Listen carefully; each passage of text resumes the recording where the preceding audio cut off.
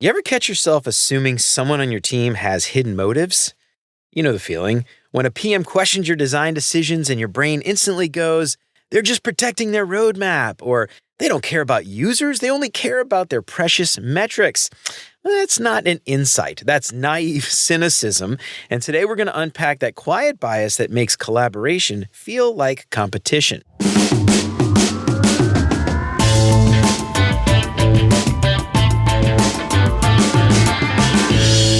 What's up, UX fam? Welcome to another edition of the Cognition Catalog, where every week or so, we'll dig into a new cognitive bias and explore how that bias can impact how our team works together and what we can do to ensure we don't get caught up in the pitfalls. Because working with people is hard, and the more insights we have into the human condition make it just a little bit easier. To learn more about naive cynicism, you can find more resources at cognitioncatalog.com. Sign up for the newsletter to get a new bias in your inbox every week. And make sure to subscribe wherever you listen to podcasts so you never have to worry about falling for any of these biases again. And if you think you're getting something out of the show, I would really appreciate you leaving a 5-star review. That would help me out so much more than you know. Shout out to this week's sponsor, Mobbin.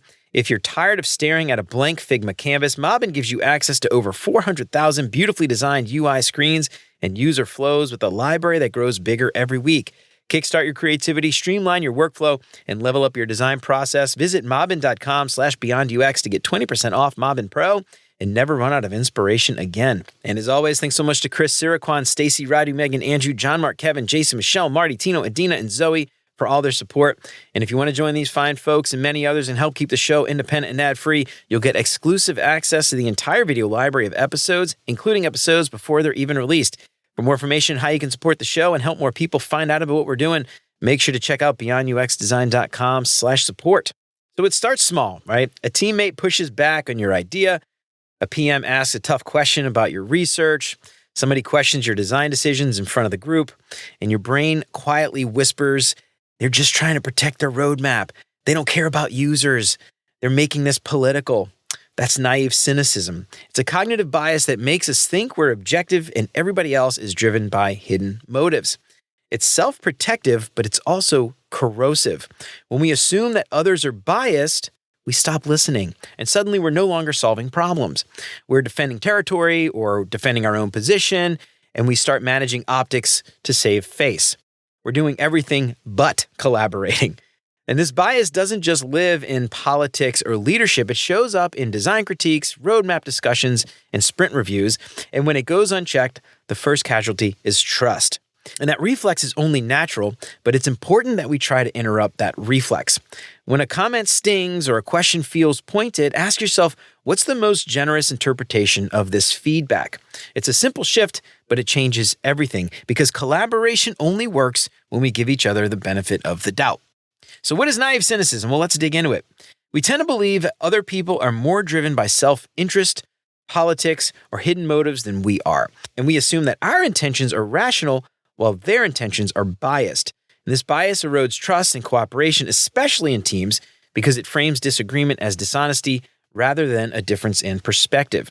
The roots of naive cynicism trace back to the work of two psychologists, Lee Ross and Emily Pronin. And in the late 90s, Justin Krueger, yes, that Krueger from the Dunning-Kruger effect, and Thomas Gilovich expanded on the idea of naive cynicism in their paper, Naive Cynicism and Everyday Theories of Responsibility Assessment.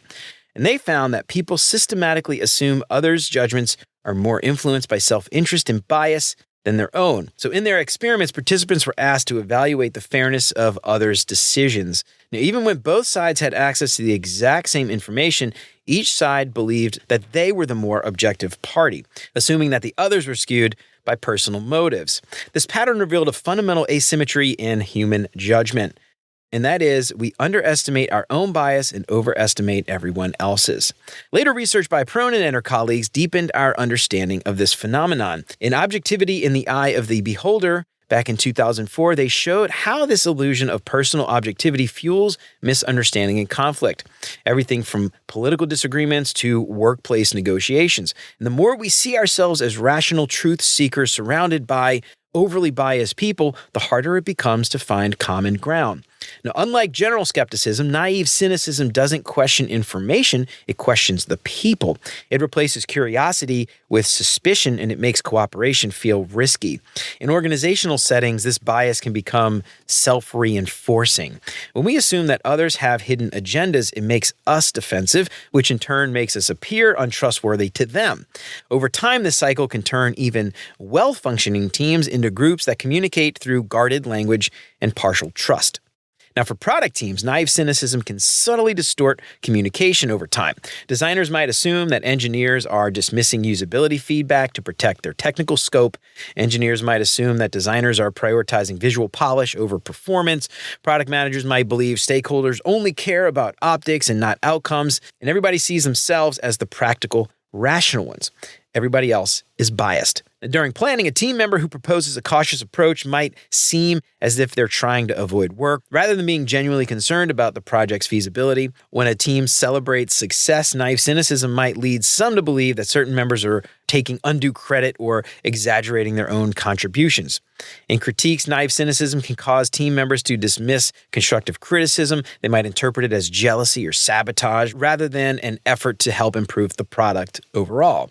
Leaders can absolutely fall for this bias as well. When leaders assume that team members are acting out of self-interest or thinking that they're seeking credit, avoiding blame, or protecting their own territory, they tend to micromanage or withhold context to stay in control.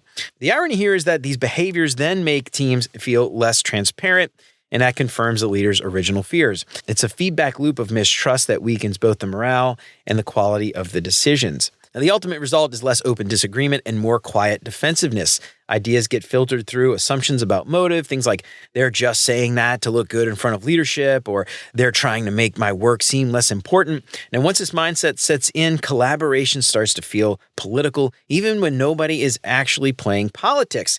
There's no Game of Thrones or strategy here. Everybody's just being selfish. Now, sure, some people are self-serving, but most of us are not. Encountering naive cynicism doesn't mean that you have to be extra naive or overly trusting. To counter naive cynicism, you have to adopt earned trust by extending good faith by default and verifying it through openness and dialogue. Trust but verify. The healthiest teams try to find a balance between skepticism and empathy. They question ideas rigorously, but they never assume malintent. So here are a few things that you can do to try to counter naive cynicism. First, recognize the illusion of objectivity. We all think we see clearly, but that's part of the bias. The moment that we start believing we're the only rational ones in the room, we've already likely fallen for naive cynicism. Next, get to know your team. We're less likely to assume malintent when we know the other party well. So use one-on-ones with your team and the first few minutes of meetings to get to know your team on a more personal level to help build trust. Next, assume positive intent until proven otherwise. Now, most people are not being manipulative. Yes, some are, but most are not. They're just operating with different pressures and priorities. Treating feedback or disagreement as dishonesty only shuts down collaboration. Next, make reasoning visible. When you share the why behind your decisions, others don't have to fill in the blanks with cynical assumptions. Transparency helps to build credibility and it disarms suspicion before it even takes root. And then last, foster a culture of trust and openness. If you're a leader, create an environment where team members feel safe to express their thoughts and ideas without the fear of being judged cynically. Things like regular team building activities, open discussions, these things can strengthen those bonds and reduce the impact of naive cynicism. Well, all right, y'all, that's it for the Cognition Catalog for today. I hope I helped to shed a little bit of light on what naive cynicism is and how we can avoid some of those pitfalls at home and at work. But I'm curious, have you run into any of these issues related to naive cynicism before? How'd you get through it? I'd love to hear about it. Let me know what you think on LinkedIn or shoot me an email at hello@beyonduxdesign.com. I'd love to hear from you. To learn more about naive cynicism, you can find more resources at cognitioncatalog.com. Sign up for the newsletter to get a new bias in your inbox every week or so. And make sure to subscribe wherever you listen to podcasts so you never have to worry about falling for any of these biases again. And if you think you're getting something out of the show, I would really appreciate you leaving a 5-star review. That would help me out so much. And if you want to pick up some big, beautiful art prints of some select biases, make sure to check out beyonduxdesign.com/shop. Get free shipping on all orders over $30 and use the promo code LISTENER to get 10% off your entire order. And if you have a favorite bias that you want to see in print, let me know. I'd be happy to take requests. Shout out to this week's sponsor one more time. If you're tired of staring at a blank Figma canvas, Mobbin gives you access to over 400,000 beautifully designed UI screens and user flows with a library that grows bigger every week. Kickstart your creativity, streamline your workflow, and level up your design process. Visit mobbin.com/beyondux to get 20% off Mobbin Pro and never run out of inspiration again. Help keep the show independent and ad-free. Check out beyonduxdesign.com/support to find out how. You can join Chris, Siraquan, Stacy, Radu, Megan, Andrew, John, Mark, Kevin, Jason, Michelle, Marty, Tino, Adina, Zoe, and many others, and help keep the show independent and ad-free. You'll get exclusive access to the entire video library of episodes, including episodes before they're even released. Get instant access to those videos right now for as little as $5 a month. And until next time, remember, you're more than a designer because there's more to UX and design. I'll see you around. Take care, y'all.